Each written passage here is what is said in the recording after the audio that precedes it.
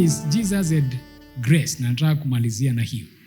Neema hiyo ambayo Yesu alikuwa nayo ni ile maandiko yanasema Musa alikuja na sheria, Moses came with the law, grace came with Jesus.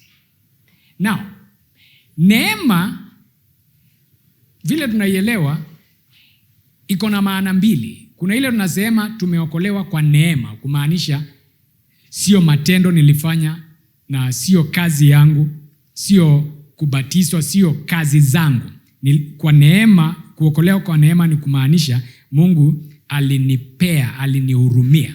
Lakini maana ya pili ya neema ni ile tunaitanga uweza wa kiungu, divine enablement. Na hii ninajua ni kitu narudianga. Kile kinakuanga tofauti katika Wakristo, kwa sababu sisi zote tumeokolewa kwa damu moja. Tumetakaswa kwa hiyo damu, tukabatizwa na roho yule mmoja. Maandiko yanasema we were made to drink from one. We are all from one, saved by one blood, one spirit, one faith. But then our lives are not the same. Kile kinakuanga tofauti ni hiyo kitu tunaita sasa neema. Ni nini ilifanya Yesu? Kwa mfano, anaenda kwa kaburi ya mtu alikufa 4 days ago, bila bwembwe nyingi anaenda anafika, anasema nimefika, ondoeni hiyo jiwe. Anamwambia sasa, huyo mtu ananuka. Hiyo sehemu ni very hot. That's why unaonanga wanazikana haraka, ni joto. Lakini akasema bingirisheni hiyo jiwe. Anamwambia huyo mtu ananuka. Anamwambia bingirisha tu. Wakabingirisha. Uliona Yesu akiwa na resurrection, apostolic resurrection conference, 7 days. We are about to pray a resurrecting prayer. Everyone get prepared. Hizi ile tunaombanga mchezo. Kama unajua wewe si Mkristo vizuri, songa pale. Yesu anasimama nje ya hiyo kaburi, anaomba maombi very short. Anasema Mungu, in fact najua hata umenisikia. Actually hata hii ni formality. Ninaomba ili hawa watu wasiseme si kuomba. Isn't that what he said? Ninaomba ili wajue ya kwamba unanisikia. Alafu sasa hiyo maombi sasa aliomba kwa jina la nani? Okay. Akamaliza maombi, alafu akasimama akaitana, Lazaro, toka. Of course kama hata wewe ulikuwa hapo, siongezema haki na hao wahubiri. Si watatuonyesha mambo. Kabla umalize kuomba unaona. Kwa sababu maandiko yanasema aliyekuwa amekufa akatoka akiwa amefungwa. Unajua yule alikuwa anafungangwa sanda. So jamaa unaona. Uniambia ni watu wangapi watakuwa hapo? But how much physical energy did Jesus need? Just think about that. Tukisema hata Mungu akituambia nitafufua mtu kwa kanisa hili, alafu atuambie next Sunday ndio kutafufuliwa mtu, how do you think we'll begin to react? Kama Sunday kuna mtu atafufuka, lazima wiki hii tusijitakase vizuri. Now let's talk like human beings, right? Hata wenye hawakujangi ibada siku hiyo watakuja. Ile matangazo tutafanya kama leaders ni ya kwamba mnajua vile Mungu amesema, na ninauliza kila mtu wiki hii yote tuombe na kufunga, haleluya, kwa sababu tunakuja kufufua mtu. Jesus walked to that meeting na akasema Lazaro toka, na Lazaro akatoka. Hiyo ndio inaitwa neema ya Mungu. So even when we talk about defeating the enemy, you can do it the way ya kungangana na yeye. Ni kama mnapigana, anakupiga ngumi moja, wewe unampiga. But you can also get the grace. Maandiko yanasema Yesu akaongezeka katika kimo, katika hekima na neema. When the grace increased, ndio alifika mahali sasa anasema endeni muambie huyo bwea, niko hapa tu. I know God is my shield. Hiyo ngao inapeanwa namna gani? Zaburi amesema Bwana anawapea neema na utukufu. Neema. Hiyo neema ndio hiyo ngao. When the grace of God is upon your life, kwanza haungangani. That is one of the obvious things. neema inafanya uache kung'ang'ana. Hii mambo ni kama unajisukumia mambo. Ndio nakupia huo mfano wa Yesu. Kama ingekuwa ni sisi kufufua mtu, zile sarakasi zingekuwa hapo.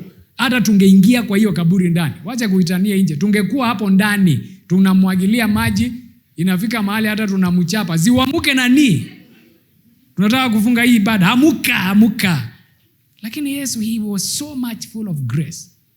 I tell you the truth. The moment you will know the secret, that thing about grace, maisha yako itapumzika. Utajua sio lazima mambo mengine ushinde uking'ang'ana. You don't have to ushinde ukibishana na mapepo. Muko wangapi? Mulituma kutoka wapi? Mutatoka saa ngapi? Ili tujiandae. Hapana. I don't have that time. Toka. Bila mabishano mengi. Neema ndio inafanyanga hata mambo ambayo unayapitia yasikuweze. Why am I saying that? Paul akafika mahali akasema 3 times alimuomba Mungu amuondolee mwiba. Lakini Mungu akamwambia nini? Sitaondoa mwiba. Kile nitafanya, nitaongeza neema. When my grace is sufficient, mwiba itabaki, lakini niseme nini? Haitakuuma. You know the meaning of a painkiller? Ile tunasemanga nipe Panadol. A painkiller does not deal with the problem. Painkiller it just kills the pain. Shida bado iko. Umegongwa ama umedungwa na kitu. Wakati umekunywa Panadol, hiyo kinonda inakuanga imepona suddenly. Iko tu, lakini sasa husikii nini? Husikii uchungu. Hivyo ndivyo Mungu alimwambia Paul, hiyo mwiba sitoi, lakini lazima ushinde hii kitu. So what I'll do, wacha nikuongezee neema. Ili when my grace is sufficient, hiyo mwiba sasa, bado mwiba iko. Mungu hakumuondolea, mwiba ilibaki, lakini Paul alikuwa ameshinda hiyo problem ya mwiba, si kwa kuiondoa, kwa sababu neema imeongezeka. Some things, some issues, even some people unaona kusumbua sana, it is just a question of the grace that is upon your life. Otherwise, hiyo grace ikiongezeka, utakuta huyo mtu bado hajabadilika, lakini sasa they are not irritating you as they used to. That's why hata watu wanasikianga mtu anakuambia mimi kabisa sinanga neema ya fulani. Kuna ukweli hapo. Huyo mtu siwezi mbadilisha, lakini sina neema yake. Kuna wale wako na neema ya mtu kama huyo. And those are realities we know. Even me, I know there are things, there are people I don't have grace for. But it is something I know. I keep on praying, may this grace increase. Because, and this is the second thing about grace, grace can grow. Jesus grew in grace.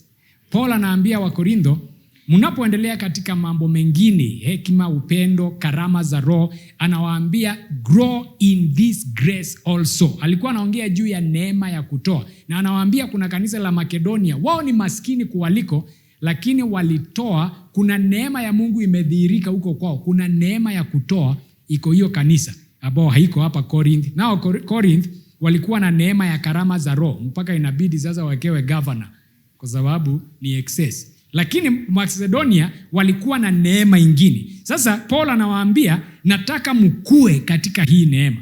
Grace, the grace that is in you. Hiyo unasikia kama ni kidogo. In God's ways it is able to grow. So wacha kusema mimi niko na neema kidogo katika eneo hili. Inaweza kukua. Paul aliwaambia mkue katika hii neema. Inaweza kukua namna gani? The simple things. Kitu ambacho haufanyishi kazi in the natural kinadhoofika. Ile maso umepewa na Mungu inaendelea kukua ngumu, inaendelea kukua strong kwa sababu unaitumia. Tofauti ya wale watu weightlifters, watu wa mjengo, kile kinafanya uone wakiwa na misuli ni kwa sababu hiyo ndio wanatumikisha sana. Na unakuta sasa imejengeka. The grace you continue to use. Kama hiyo ya Paul kuambia grow, increase in this grace. You can only grow in the grace of giving by giving. You can only grow in the grace of prayer by praying, not by wishing that I can pray. I wish I can pray like so and so. No. Begin to pray. Hiyo kidogo uko nayo. Leo utaomba dakika 5, kesho ukute umeomba dakika 7. Siku hiyo nyingine ukute hata ni 10. Hautajua ukikuta umeomba hata the whole night. Grace begins to grow. And as it grows in one area, it begins actually, angalia huu mstari. God is able to make what? All grace. Neema yote. He is able to make it to abound so that in all things, kwa mambo yote, mukiwa na kila kitu munachohitaji, you can abound. Grace is something that grows. And if there is something, and I've said this before, of late I began to concentrate more on, even during prayer, it is to pray for grace. Kwa sababu nimefika mahali nikajua, when that grace increases, all the other things begin to fall into place. I don't have to struggle. I don't have to, every time ni kama ninashinda nikifurugana na mambo fulani. Wakati neema imeongezeka, I begin to abound in every good work. Nakuta sasa singangani, hata sifikiri mambo ya kutoa. It comes out automatically. Sifikiri mambo ya kusaidia the less fortunate. It comes out. Me, I normally know when where I am in the spirit, depending on now the things that are coming to my mind. That is me. I'm not telling you to be like that. When I begin to realize even I'm walking, I'm getting this, it's like my mind, my spirit is getting flooded by godly ideas, godly prayers. Vitu natembea tu, I wish I can do this. I wish Mungu, sasa huyo nilimlipia. I wish ningepata nilipie watatu. I begin to realize, okay, there is a lot of communication. There is something happening. And within a very short time, I began to find myself going into the future and seeing much more that I can do. Why? Because the grace was doing what? Abounding.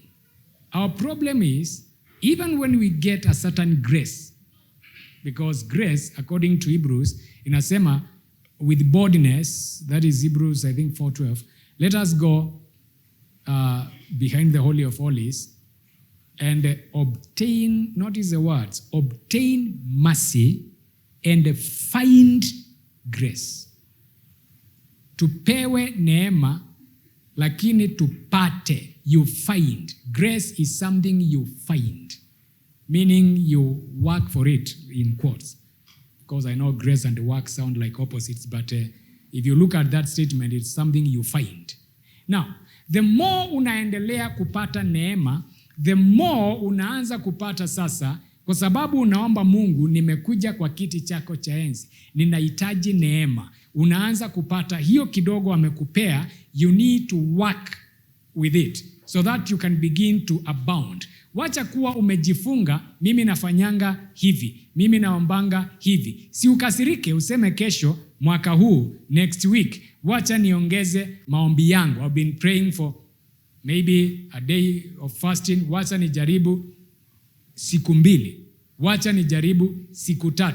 Wacha next time nijaribu wiki. Wacha nijaribu hivyo. Nasikianga watu wakisema ati mimi niliomba 10 days, 21 days. Wacha nijaribu hiyo. As you do, you realize grace is increasing in that area, and that grace begins, unaanza kukuta mambo mengine, hata vitu zingine ilikuwa inakusumbua sasa hata ungangani. Vitu zingine hata sasa ulikuwa unaona mapepo mengine, you begin to see them. Ulikuwa unashangaa nini inakulanga hapa, you actually begin to see them. I'm telling you that as the grace begins to increase, what would have taken you forever to discover, chochote kilipandwa hapa kwetu, now I could see it literally. Chini ya ile muti. And it was very easy just to go and pray na niingoe. Atuseme tuchome makaa. And I didn't need to tell anyone, because sio kila mtu ameokoka na hawataelewa. Ati umetoka tu maombi ukaanza kusema nataka hii muti na ile ichomwe makaa. No. Ile point ya pili, wisdom. Nasema unajua hii miti imeshikana sana ndio inafanya nyasi hapa isime. You don't need to tell them kwa nini. And I was able to deal with those in a very easy way. Yani ile unashangaa kwa nini nilikuwa nangangana pale awali. Grace has been increasing. You begin to realize you now have to talk less. You begin to realize you struggle less with things, with the people, because grace is increasing. Si uombe Bwana akupee hiyo neema. Or rather, usonge kwa kiti cha enzi, upate neema. Hiyo unasema hii mambo siwezi kupambana nayo. Ukipata neema, utapambana nayo. When grace is there, you can deal with a difficulty in your home. You can deal with your difficult child. Let's not try to be over spiritual. As long as you are rearing real children, wazazi Bwana asifiwe. Utashinda ukisema mimi hata sielewi. Wangu sijawahi peleka kwa mganga. Niliwapeleka dedication kanisani. Niliwapeleka kanisani. Sijawahi ibia mtu. Mimi sijui hii pepo imetoka wapi. Lakini utaipata tu. Yaani ukute mtoto wako anafanya sarakazi, unauliza sasa hii. Hata wakati sijaokoka sana, nasemanga hii si ya upande wa kwetu, ni ya upande wa mama. Lakini hii hata si ya kwetu na si ya upande huo. Unajua kuna zile unataka kuwekelea hii. Vituko kama hizi haziko saidi ya kwetu. Lazima ziko saidi ya mama. Ama mama anakuambia kwetu hakuna hiyo mavitu. Kwa mzee ndio wanakuanga na hiyo mapepo. Hii kitu ni ya kutoka upande ule. Lakini kuna saa itafika ujue hii si ya kwetu, hii si ya kwa wale, hata sijui imetoka wapi. Na unafika mahali kabisa, nani mtoto wako? Unakuta unasema hata huyu unaweza kumtupa hapa nje. Hata kama usemi. Let's be honest. Especially as they come to teenage, na hapo mtoto atafanya kisarakazi, uitiwe shule useme kabisa huyo si mtoto wangu. Lakini uende ukute ni mtoto wako.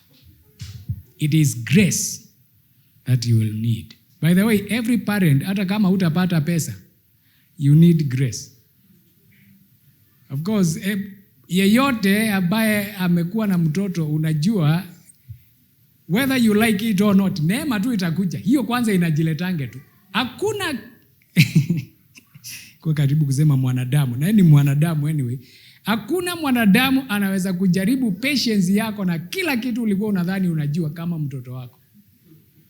Kwa sababu utaongea, utamthreaten, utamuchapa, utamuombea, na hiyo yote, na utoke hivi, alafu urudi, ukute amechukua, inaitwa nini hii, achukua tomato sauce, akachanganya na chumvi, akaweka kasukari, akaenda akachukua hata jik, akachanganya, na akakuja akamwaga kwa ile carpet ulinunuliwa na wamama jana.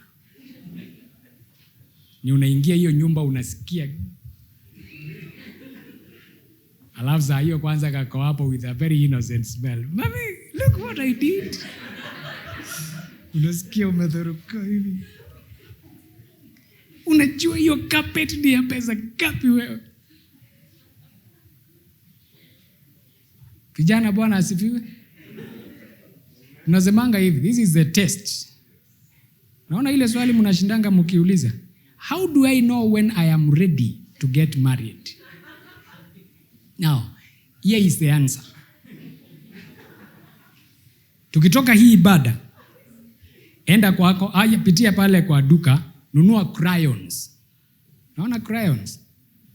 Enda kwa hiyo kanyumba yako very smart. Uandike kwa ukuta yote. Alafu hiyo uachane nayo. Rudi kwa duka ununue asali na jam na tomato sauce. Ukuje umwage kwa kitanda yako, ile inakuanga na very white bed sheets. Ukimaliza kufanya hivyo, toka hapo nje wakati majirani hawaoni, utoe viatu, uingie kwa hiyo. Si unaona hiyo sewage inakuanga hapo nje? Uingie hapo ufanye hivi na miguu, na urudi utembee hiyo kanyumba yote na ukanyange hiyo kitanda juu. Nini ingine? Chukua. Unaona hiyo simu yako ulinunua juzi? Chukua, uende uweke kwa maji. Na si maji tu, maji ambayo inachemuka. Uende uweke. Then utoe fanye hivi uwekelee hapo. Chukua hiyo ka laptop yako. Enda ujaribu kuiflash kwa toilet.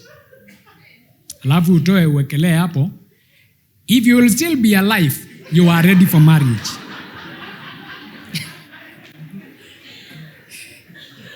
Wazazi, nimepeana the right answer? Because that is what kids will do. Simu yangu ishawahi flashiwa kwa toilet. Na mwenye ana flash akakwama kwa hiyo toilet. Mimi alienda akaingiza hivi. Akaingiza na mkono hivi na sasa mkono ikakwama hapo. So mimi am running all over. Kwani mtoto alienda wapi? Nikasikia nduru. Kuingia kwa toilet naona kama mtu kichwa ndio sasa iko kwa nini? So ni unajaribu kumtoa, unamwambia si uachilie, anamwambia imu. Mkono inakataa kutoka kwa sababu simu ya dadi iko hapo hivyo. Sasa ndio anakuambia. Sasa wakati anachomoka hivyo unakuta ni simu yako, unajua ile. Unajua, oh God, I need grace. Yes, that's when you realize you need grace. Hata vile unashinda ukisema, kuolewa ni rahisi sana. Yes, you will need grace. So even if you don't want to pray for grace for anything else, pray for grace to be a parent. Kati atakula sukari. Na unajua ni malipo ile wewe ulikuwa unafanya. Lava zimami ikiwa imejaa huku. Nakwambia hata sijakula sukari. Alafu ulize pepo ya uongo ilitoka wapi? Jesus was full of what? Grace. Grace. Even to do things you were not able to do. Grace, even to handle monies you were not able to handle. Grace, to keep walking in a certain way ambao unajua hii bila neema ya Mungu, hii mimi singeweza. Hiyo ndio neema tunahitaji. And I tell you the truth, when that grace is upon your life, there is nothing about itakutisha. Because of that grace, Jesus was able to deal with the devil, to deal with death, to deal with anything. If that Jesus is in you, you will overcome anything. If he was full of grace and he is in you, guess what is in you? Grace. Before all these other things, before money. Nowadays, I spend more time praying for grace than anything else because I realized when grace is there, it doesn't even matter the other physical things. And I talked a bit about that in the first service. We major too much on the outward. If grace would increase from inside, the outward, which is still important, ingeacha kukusumbua sana. When grace is there, you will not even bother so much. You will still be concerned, how do I look? But you will not bother so much with how you look on the outside because you know where on the outward, hata sijashikanisha vile hiyo makeup inaendanga, grace will cover me because grace is a covering. No one will even remember ya kwamba your makeup haikuwa balanced, ati eyebrow moja ilikuwa juu ingine. They will not remember. They will only remember huyo msichana alisimama akaimba wimbo moja nikajikuta chini. They will never remember. But we are so much concerned. Paka unaimba ukijianga. You know, we are at a time paka watu wanakuwa tempted kuenda na mira. Kwa nini? Kwa madhabahu ili akiimba hiyo kasweti kametokea, angalie kama bado they look well, anaangalia kidogo na nini. Tuna kuabudu anaangalia. When grace flows, you will not care whether your hair is upside down because there is something upon your life. And I wish every one of you would measure more on that grace. It will not matter what you were wearing. By the way, I don't know why we still keep on raising a big storm about some of these things. Let me ask you, the day you were saved, do you remember what the preacher was wearing? How many of you remember? Unakumbuka alikuwa amevaa nini?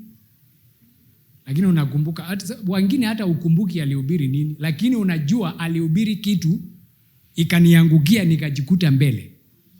Right?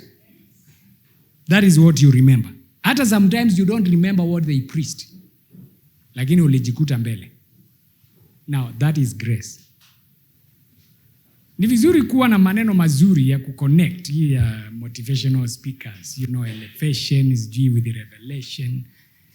But when grace is there, it doesn't even matter the words you used. Sometimes hata kusimama tu hapo utaona, I need you to go and read the history of Jonathan Edwards na kina Whitefield. You will be shocked at the fact ya kwamba some of those men, the grace upon them was so much, alikuwa anaenda kwa madhabahu, people would be crawling hapa mbele, wengine wanashika mguu ya mhubiri wanamwambia, please Jesus don't judge me, kwa sababu ameangalia huyo mtu akaona Yesu. Those guys were not very major in those very elaborate sermons. It is the grace that was upon him. Those guys would preach a very simple message, straightforward, but the grace, you'll not believe what begins to happen. And that is where we need to be. We can seek many other things, money, but grace will override all these other things. That is how the shield works. The Lord will give what? Grace. Grace is a shield. Against pain, against hata kuchekelewa. You will not feel it when the grace is on you. Of course, your neema ikiondoka, you will know you are naked. When the grace is there, you'll not even know. Or ndio watakuwa wanasema, mtu aonangi akona kamko kamoja. You will not even know. You will not even be aware. Thank you for joining us on this broadcast. For more information, prayers or consultations, contact us through the numbers on your screen. You can also visit us on our branch in Egerton. Thank you and God bless you.